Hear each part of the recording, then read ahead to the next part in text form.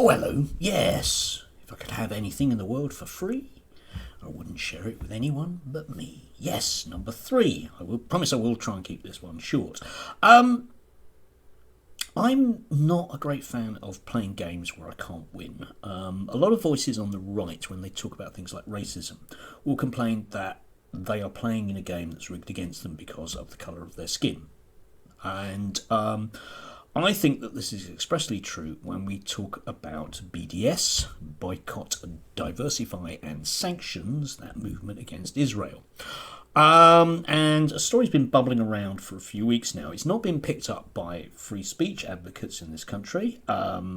Basically, I don't think they want to touch the toxic area with a barge pole, but I thought, to hell with it, let's go there. A lot of people will probably accuse me of being racist, perhaps without even knowing it. Again, there's that can't win situation. But Sally Rooney is an author, best-selling author in this country. I'll leave a link to The Guardian below. You can sort of read the background on that. And she's had her works effectively cancelled in Israel because she refused to allow her latest book to be translated into Hebrew as a protest at Israeli foreign policy, on a blunt level. Okay, and I'd just like to go into Stephen Pollard in the Jewish Chronicle and his reaction to this, because I think it does exemplify the way that we are not allowed effectively, in real terms, in this country, to discuss Israeli foreign policy without being called racist. Yeah, you're an anti-Semite because you criticise Israel is effectively, becomes such a strong bond that it's very, very hard to push back against it. Anyway, I'm going to try. There we go. Please do shoot me down in flames and call me a racist. Perhaps I'm being racist without knowing it. I can't win. Anyway, Sally Rooney says she's not anti-Semitic. We've seen this playbook before. Now, those of you might not know, it's a racist playbook. We use that phrase with it. Often we use things like dog whistles and the way that people will bring up certain subjects, might be important for later, to nudge you in a particular direction. Okay, so what does Stephen say about this? After all, who could possibly think there was any connection between targeting Jews for boycott and targeting the world's own Jewish state? Who could think there was any connection between refusing to allow an Israeli publisher to translate your work into Hebrew and refusing to allow a publisher in the only country in the world where Hebrew is the official language to translate your work into Hebrew? Which is complicated, but you can see he's labouring the point here. Yes, Israel is the only country in the world which speaks Hebrew as the official language. Granted, we accept that. But you can see the problem here, okay, is that if you don't want your works translated into Hebrew as a protest at the Israeli state's actions, then you instantly are going to be called a racist simply because it's the only place where Hebrew is used. So by definition, you're attacking the Jewish people, but not the Jewish state. So, what is Sally Rooney to do? She could say that she doesn't want her books published there, but she does actually want people to read her books. You with me? That's effectively what she's saying. But this, again, it's an argument that folds in on itself, that if you criticise Israel, you are by definition criticising the Jewish people.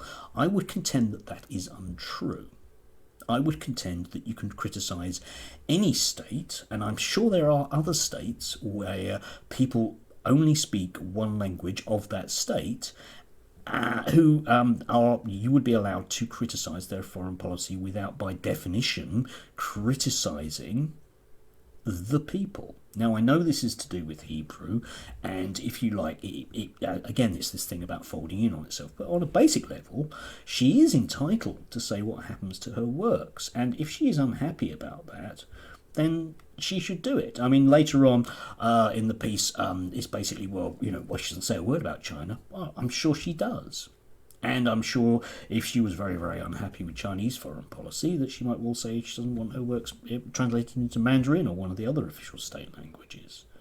Would that make her a racist towards Chinese people?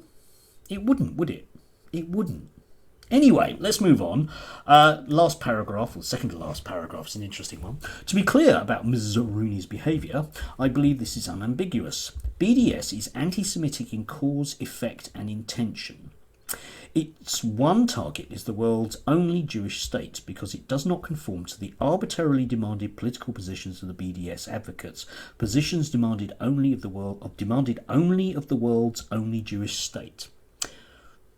Right, okay, I don't believe that people who are advocates of BDS are only demanding that of the Jewish state.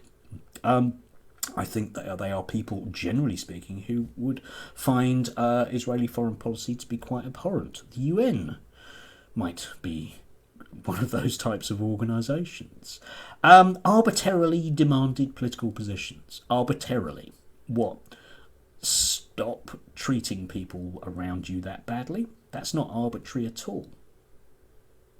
Those who push for BDS and those who observe it may not consider themselves anti-Semitic, but in their behaviour they place themselves on a continuum which includes the jackboot, or worse. Jackboot, racist playbook, you see? You're a Nazi, okay? It's that particular one again, dog whistle-ish type of thing. Yeah. I'm sorry, I just really don't agree with that in the slightest. I reserve the right to criticise Saudi Arabian foreign policy vis-a-vis Yemen. It doesn't make me a racist towards people from Saudi Arabia or indeed Muslims wherever they may be, does it? And the argument here is, you see, because Hebrew's only spoken in Israel, therefore it is. Yeah. I don't buy it. I'm sorry, I don't buy it. Please tell me that I'm wrong. Put some comments in and tell me that I'm wrong. Tell me I'm a racist. Tell me I'm racist and I don't realise it and all that sort of stuff. Please do. Because I'm sorry, I'm not buying this. I'm not buying this. This just looks like the classic situation which conflagrates two things. It says you are a racist because you criticise a state. Right? So by definition, what that means is you mustn't criticise the Israeli state. Full stop. They get out of jail free and they get to pass go. No, don't buy it. Don't buy it. And again, like I say, I'm not playing silly games that I can't win.